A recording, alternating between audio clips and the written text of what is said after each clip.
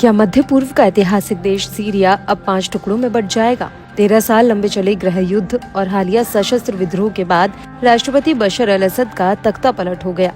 इसके बाद अब सीरिया के अलग अलग हिस्से के लिए कई दावेदार खड़े हो गए हैं। असद परिवार के 53 साल तक चले वर्चस्व के खत्म होते ही सीरिया के कम से कम 5 टुकड़ों में टूटकर बिखर जाने का खतरा भी बढ़ गया है। गृह युद्ध, सशस्त्र विद्रोह और तख्ता पलट होने के बाद सीरिया में अमेरिका, रूस, इजराइल, तुर्की और ईरान की दिलचस्पी बढ़ चुकी है। वहीं कट्टर इस्लामिक आतंकी समूह हयात तहरीर अल शाम की अगुवाई में विद्रोह के बाद कुछ और समूहों ने भी इलाके में अपनी मजबूत दावेदारी पेश कर दी है। विद्रोहियों के दमिश्क पर कब्जे के बाद बशर अल असद ने बातचीत के बाद जितनी आसानी और शांतिपूर्ण ढंग से सत्ता सौंपने के लिए हामी भर दी, वह चौंकाने वाला था। सीरिया पर कब्जे की रेस में अब तुर्की के अलावा इजराइल और अमेरिका भी आ गए हैं।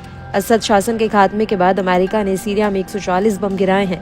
हालांकि अमेरिका का दावा है कि उसने ये हमले सीरिया के सबसे खतरनाक आतंकी संगठन ISIS के ठिकानों पर किए हैं, लेकिन हमले से अमेरिका की मंशा तो जाहिर हो ही जाती है।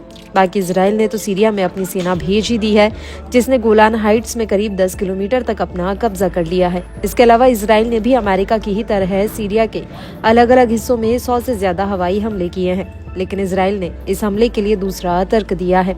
इजराइल का दावा है कि बशर अल असद ने अपने वक्त में रासायनिक हथियार बना लिए थे और अब जब सीरिया पर विद्रोहियों का कब्जा है तो ये रासायनिक हथियार गलत हाथों में पड़ सकते हैं, लिहाजा उनके खात्मे के लिए इजराइल पर हवाई हमले किए जा रहे हैं। यानी कि इजराइल ने भी अपनी मंशा तो जाहिर कर ही दी है।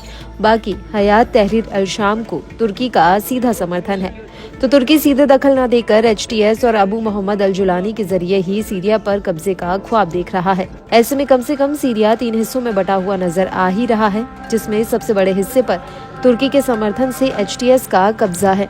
दूसरा बड़ा हिस्सा सीरियन डेमोक्रेटिक फोर्सेस के पास है, जिसे अमेरिका का समर्थन है, और तीसरा हिस्सा गोलान हाइट्स वाला है, जहां पर इजराइल का कब्जा है। बाकी जिन इलाकों पर सीरियन नेशनल आर्मी का भी कब्जा है, उसे तुर्की का ही कब्जा मानिए, क्योंकि ये फोर्स तुर्की के समर्थन से ही बनी है। हालांकि इसके अलावा ISIS भी है, जिसने मध्य सीरिया के कुछ इलाकों पर अपना कब्जा बरकरार रखा है।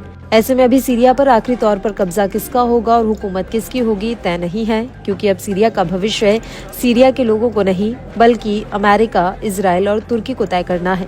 बाकी अगर रूस ने दखल दिया तो फिर पूरी कहानी ही बदल सकती है। ऐसे में अभी सीरिया के भविष्य को लेकर कुछ भी कहना जल्दबाजी होगी।